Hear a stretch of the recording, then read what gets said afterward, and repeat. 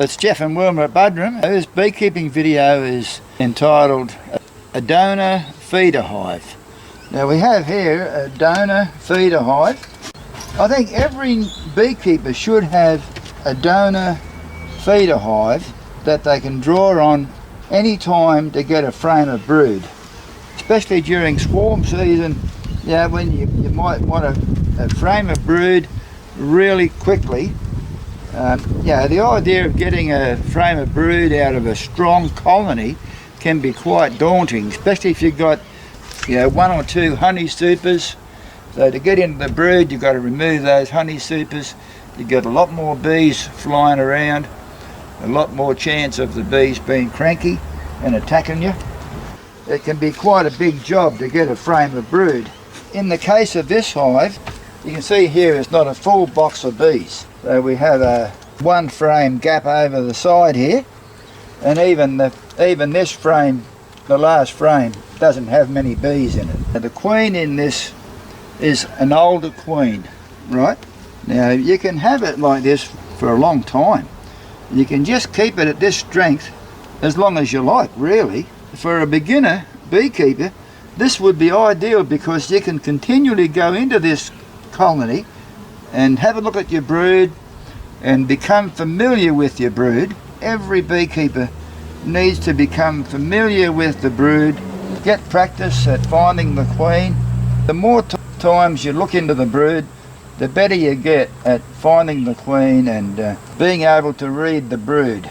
If you've got a colony that's lost its queen, or you suspect that it's lost its queen, or you've got a swarm that you might need a frame of brood for, it's no trouble to just open the lid, give it a puff of smoke, move the frames across to the gap, then you can get into the frames where the brood is, look for you. Now there's the queen here. Now I was talking about becoming familiar with the queen. As soon as we pulled it out, she was visible. Oh, I see. So there's the queen there. Now there she is here. Right. You got her? I did have her. Yep. What I'd do with the frame of brood is shake the bees. So I don't want to shake the queen. Now I know she's on there. So I'll move that over to there. And what I'll do is simply take the next frame. So I'm assuming that there'll be some young worker eggs on that frame because brood has hatched. You can see all the young bees on there. Young sort of fairy bees that have recently hatched. And because we saw the queen on the frame right next to it, we know that without looking that the queen has laid eggs in the cells that brood has hatched out of. Just shake the bees off inside there, right? Give it a bit of a shake. That's it. Now that frame is ready to use on wherever you might need it. Whether you want it to put it with a swarm or add it to a colony that you suspect has gone queenless, well then all you've got to do then is just close these frames back up again. All you've got to do is just close these back up.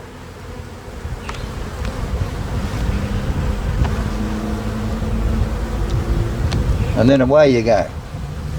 Put your lid back on and then you got your frame of brood ready to go to wherever you might need it. I don't need it anywhere, so I'm just going to put it back in again. For the purpose of the exercise, just assume this is the hive that we want to add the frame of brood to. All you do is just move this across. Look for your biggest concentration of bees. So if you suspect this colony is queenless, you find the biggest concentration of bees, which I think there's plenty of bees looking down there. So I'm just going to put this frame here.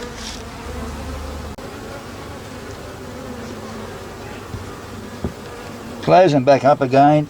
So we've taken the frame of brood out of the donor feeder hive and we've added it to the hive that we suspect has gone queenless. Assuming this hive's gone queenless, we think it's gone queenless. In 7 or 10 days time, I'm not even going to look for evidence that the queen's there. I'm just going to repeat that process, put another frame of sealed brood in there and close it up. eventually that colony will make a new queen. If I do that every 7 to 10 days, just add a frame of brood, the hatching brood is going to hatch, it's going to boost the population of that colony. So you've got those hatching bees boosting that colony's population. Yeah, 7 to 10 days time, you add another frame of brood, you got more hatching bees boosting that population. So what you've got is an increase in the number of the critical mass of the colony. After 2, 3, 4, 5, 6, it doesn't matter how many frames you add in, it's just going to make that colony stronger, and eventually they're going to make a new queen. After 5 or 6, 4 or 5 frames, when you're opening it up to find the bigger mass of bees, so you can put your frame of brood in, you might just pull one of those frames out and find it just covered in brood. So there you go, there's the queen.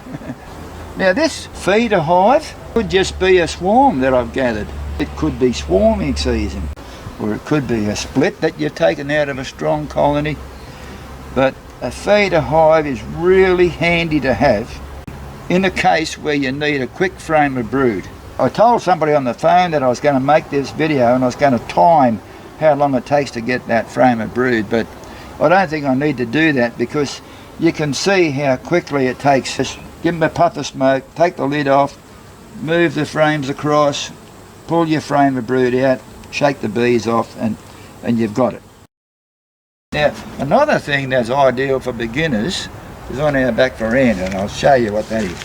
Another thing that a learner beekeeper can have is an observation hive. Everything you read about bees, you can see it all happening, and then you can spend, that was a small hive bee, you can spend hours looking at your observation hive. Because it's a weak colony, it's never going to be strong enough to have aggressive bees, even if they've got an aggressive nature, because the population is low. You're not going to have a lot of aggressive bees after you. Every new beekeeper who is passionate about keeping bees, they want to share their experience with friends and people who come around and pay a visit. Everybody wants to share their experience, and there's no better way to share your experience than to have an observation hive. You always get gasps of wow. You always get that. Children are excited to see this sort of thing. And I've got a couple of bits of angle on the side for handles, and it also serves somewhere to put my screwdriver.